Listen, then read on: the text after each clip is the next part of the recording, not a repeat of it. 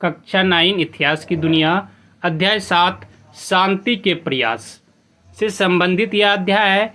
और इस अध्याय में हम लोग ये जानने का प्रयास करेंगे कि प्रथम विश्व युद्ध और द्वितीय विश्व युद्ध के बाद कौन कौन से संगठन की स्थापना हुई और उस संगठन के द्वारा विश्व में शांति को किस तरह अस्थिरता प्रदान किया गया, उनसे संबंधित यह अध्याय। तो सबसे पहला प्रश्न है कि राष्ट्र संघ की स्थापना या अस्तित्व में कब आया। राष्ट्र संघ की स्थापना या अस्तित्व में कब आया, तो यह 10 जून 1920 ईस्वी को आया था, ये याद रखिए। तो और दूसरा है राष्ट्र संघ की प्रथम धारा में क्या है कि सदस्य राष्ट्रों की सूची है, एवं दूसरी धारा में क्या है कि इनके 3 प्रमुख अंगों की चर्चा की गई है। कौन कौन से हुए 3 अंग है, तो व्यवस्थापिका सभा है, दूसरा है परिषद, तीसरा सचिवालय है, ये याद रखना है आप सभी को। उसके बाद एक महत्वपूर्ण पॉइंट आउट है कि परिषद यानी काउंसिल में 2 तरह के सदस्य होते थे, एक तो अस्थाई था और दूसरा क्या था, अस्थाई सदस्य था। अस्थाई सदस्य में कौन कौन थे, तो इंग्लैंड, फ्रांस, जापान और इटली इसके संस्थापक भी थे और अस्थाई सदस्य भी थे। उसके बाद हम लोग देखते हैं अंतर्राष्ट्रीय न्यायालय का मुख्यालय कहाँ था। अंतर्राष्ट्रीय न्यायालय का मुख्यालय कहाँ था, तो यह नीदरलैंड, अब पुराना नाम था इसका हॉलैंड, ये याद रखिए, ये नीदरलैंड में है और पुराना नाम इसका हॉलैंड था। उसके बाद हम लोग देखते हैं ऑकलैंड द्वीप विवाद किन 2 देशों के मध्य था, तो यह स्वीडन और फिनलैंड के बीच में था, ये याद रखना है आप सभी को। उसके बाद साइलेसिया विवाद किन 2 देशों के बीच था, तो जर्मनी एवं पोलैंड के मध्य था।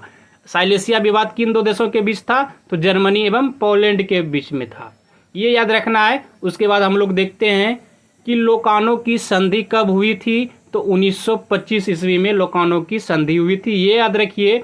उसके बाद हम लोग देखते हैं विश्व आर्थिक मंदी कब आया था, 1929 से 30 ईस्वी के बीच में विश्व आर्थिक मंदी आया था, ये याद रखिए। उसके बाद जेम पैलेस का घोषणा कब किया गया, तो 12 जून 1941 ईस्वी में, ये याद रखिए। उसके बाद संयुक्त राष्ट्र संघ की घोषणा कब किया गया, तो 1 जनवरी 1942 ईस्वी को, ये याद रखिए।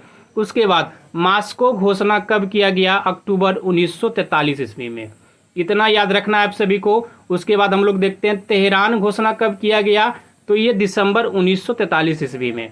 उसके बाद एक महत्वपूर्ण प्रश्न है या कह सकते हैं पॉइंट है जिससे कि प्रश्न उठ सकता है यहाँ से, तो संयुक्त राष्ट्र की स्थापना को लेकर अमेरिका के सैन फ्रांसिस्को शहर में 25 अप्रैल 1945 में एक सम्मेलन हुआ, जहाँ की नए चार्टर को स्वीकार किया गया था, ये याद रखना है आप सभी को। उसके बाद है संयुक्त राष्ट्र संघ कब अस्तित्व में आया, तो 24 अक्टूबर 1945 ईस्वी को संयुक्त राष्ट्र संघ अस्तित्व में आया, ये याद रखिए आप सब।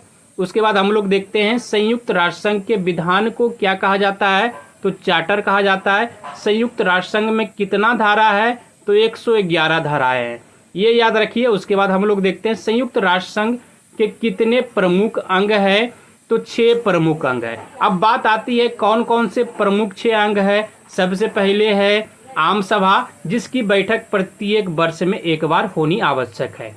दूसरा है सुरक्षा परिषद, जिसमें कि 5 अस्थायी सदस्य और 10 अस्थायी सदस्य होते हैं। अस्थायी सदस्य में कौन कौन से हैं, तो अमेरिका, इंग्लैंड, फ्रांस, रूस और चीन है, ये याद रखना है। तीसरा अंग है आर्थिक एवं सामाजिक परिषद और चौथा अंग है न्याय परिषद और 5वां अंग कौन कौन सा है, तो अंतर्राष्ट्रीय न्यायालय है, जिसका कि मुख्यालय द हेग यानी नीदरलैंड में है और 6वां अंग है सचिवालय। आप लोग इतना याद रखिए। उसके बाद हम लोग दूसरे प्रश्न को देखते हैं, संयुक्त राष्ट्र संघ में कितना भाषा को मान्यता प्राप्त है, तो 6 भाषा को मान्यता प्राप्त है। 6 भाषा कौन कौन सा है, अंग्रेजी, फ्रेंच, चीनीस और अरबी और स्पेनिश, ये याद रखना, अरबी और स्पेनिश। इस जगह हो जाएगा रूसी, एक छूट गया है, यह गलती से टाइपिंग हो गया है, यानी 6 भाषा है कौन कौन सा, अंग्रेजी, फ्रेंच, चीनी, रूसी, अरबी और स्पेनिश, इतना याद रखना है आप सभी को। उसके बाद हम लोग देखते हैं अंतर्राष्ट्रीय तनाव को कम करने के लिए संयुक्त राष्ट्र कितना सफल रहा। कितना सफल रहा उससे संबंधित कथन है, और जो कि सही कथन है, एग्जाम में पूछ लिए जाते हैं यहाँ से। तो 1946 में हम लोगों को देखना है कि 1946 में संयुक्त राष्ट्र ने ईरान में अवैध रूप से रह रहे रूसी सैनिक को हटाने के लिए दबाव डाला। और दूसरा है, उत्तर एवं दक्षिण कोरिया के मध्य चल रहे युद्ध को 1953 में रोकने में संयुक्त राष्ट्र संघ सफल रहा। उसके बाद हम लोग देखते हैं 1956 में स्वेज नहर के मामले में वहां अंतर्राष्ट्रीय सेना को तैनात कर शांति स्थापित करने में अहम भूमिका रहा संयुक्त राष्ट्र संघ का। उसके बाद हम लोग देखते हैं कि 1988 ईस्वी में संयुक्त राष्ट्र के महासचिव पेरेज द कुइयार के प्रयत्न से ईरान इराक के बीच 8 वर्षों से चल रहे युद्ध की समाप्ति हुई। उसके बाद हम लोग देखते हैं 1965 में भारत पाकिस्तान युद्ध को बंद कराने हेतु संयुक्त राष्ट्र संघ का ठोस कदम उठाया गया।